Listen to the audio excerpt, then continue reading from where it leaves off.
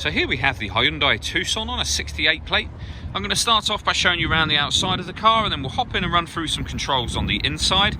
But from the outside you can see it's a 5-door car with alloy wheels. Let's start off inside the boot and then work our way around the rest of the car from there.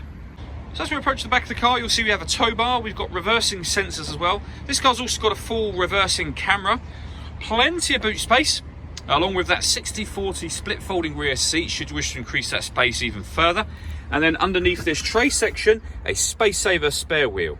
Okay, so we're just going to work our way back round to the front of the car, and then we'll hop in and run through some controls on the inside.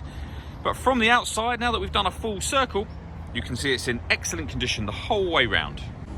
Just briefly before we climb in, I think it's well worth seeing the interior from this exterior point of view.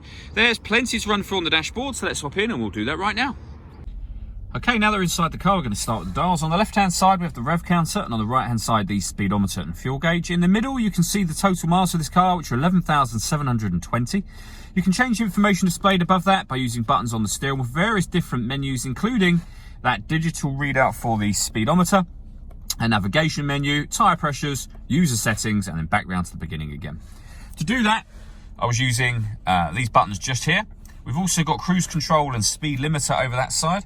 On the left-hand side, we have stereo and phone controls, including voice activation for the phone. So you can hit that button, ask it to dial anyone in your contacts list, and it'll do that for you without you having to take your phone from your bag or your pocket. That is, of course, once you paired it up, and that is done over on the touchscreen here. Hit the phone icon, and then just follow instructions on screen from there. This car has got a full colour reversing camera, as I mentioned before, and you can see you also have guidelines, so it's showing you what direction the car is headed in relation to the image that you see on the screen. We've also got satellite navigation. There's a full video showing how the satellite navigation works on both our website and on our YouTube channel. With regards to the radio, we have DAB, FM and AM, as you can see. If you want to listen to your own music, you can do. Just hit the media button there.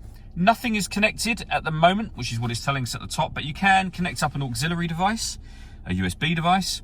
You can also stream your music wirelessly via Bluetooth audio. So once you pair your phone, obviously you can make and receive phone calls, but you'll also be able to listen to any music that you've got on there as well.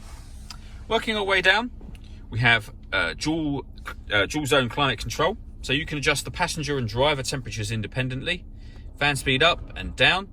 You can determine where you'd like the air to be distributed within the car. When you're happy with those settings, that button turns the air conditioning off in this case, or back on again.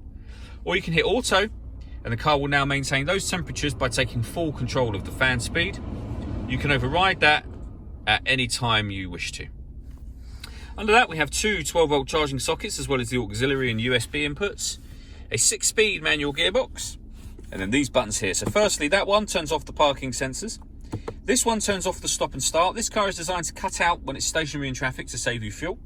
That's how you turn that system off. And these two I'll show you up in this section with the dials here. So the first one turns on downhill brake control. The second button turns the steering mode from sport to normal. All that leaves me to say is thank you for taking the time to watch this video.